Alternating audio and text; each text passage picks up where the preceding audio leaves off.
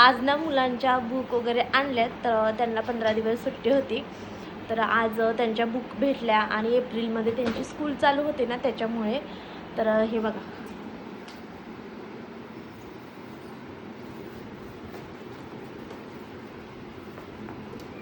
काय चालू आहे रे? बुक काढ. ते बॉक्सच्या पुढच्या आदूचे आहेत. हो. नवीन बुक भेटल्यावर मज्जा आली आहे ना.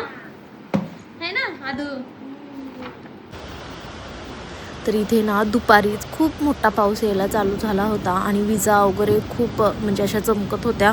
खूप भीती वाटायला लागलेली. आणि ही असा पाऊस ना पावसाळ्यात पण पडत नाही, एवढा मोठा पाऊस आलता. नंतर मी ते संध्याकाळी ना गुलाबजाम करायला घेतले होते. तर माझा स्वयंपाक वगैरे झाला होता. तर म्हणलं चला गुलाबजाम बनवून घेऊया. खूप दिवस झाले हे पॉकेट म्हणजे आणून ठेवलेलं बाजारात, त्याच्यामुळे. तर कोणी दूध ओततं, कोणी पाणी. तर मी पाणी ओतूनच असं छान असं हलक्या हाताने गोळा मळून घेतला. आणि नंतर म्हणजे गुलाबजाम वगैरे असे गोल गोल करून घेतले. आणि छान होतात बरं का हे पण गुलाबजाम, आणि टेस्टी पण लागतात. तर मी चितळेचं पॉकेट वापरले, तर तुम्ही कुठल्याही कंपनीचं वापरू शकता. तर मला हे आवडतं म्हणून मी हेच घेतलेलं आहे. नंतर ते तेल गरम केलं आणि एकदम स्लो किंवा मीडियम गॅसवर हे तळायचं आहे, कारण आतपर्यंत तळण्यासाठी ना स्लो किंवा मीडियम गॅसवर तळावं लागतं. नंतर मी ते पाक करण्यासाठी थोडी साखर घेतली आणि त्याच्यावरती ना 1 बोट इतकं पाणी ओतून घेतलेलं आहे. आणि नंतर हे हलवून हलवून घ्यायचं. आणि नंतर इथे ना गोळे पण असे सारखे हलवायचे, म्हणजे छान असं ब्राऊन कलर येईपर्यंत सारखं हलवत राहायचं, नाहीतर खाली करपले जातात. तर हलवून हलवूनच तळावे लागतात मीडियम गॅसवर. तर 5 किंवा 10 मिनटं लागतात आणि छान असे तळलेले आहेत, तुम्ही बघू शकता.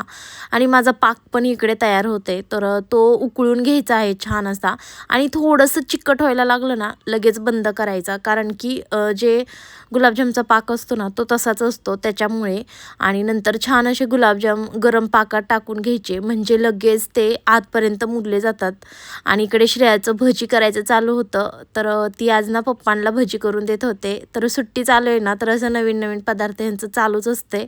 आणि नंतर इथे गुलाबजाम थोडेसे मुरले होते, कारण मुलांना म्हणजे खायचंच होतं, त्याच्यामुळे मी सगळ्यांसाठीच 2-2 गुलाबजाम काढले. तर छान असे झाले होते. दुसऱ्या दिवशी ना खूप छान असे मुरतात, पण मुलांना खायचं होतं म्हणून मी काढले होते. नंतर मी सगळ्यांना दिले, तर सॉफ्ट असे छान असे झाले होते. तर आदर्श बघा. तर तुम्हाला हा व्लॉग कसा वाटला कमेंटमध्ये सांगा. लाईक, शेअर आणि सबस्क्राईब करायला विसरू नका. तोपर्यंत बाय बाय.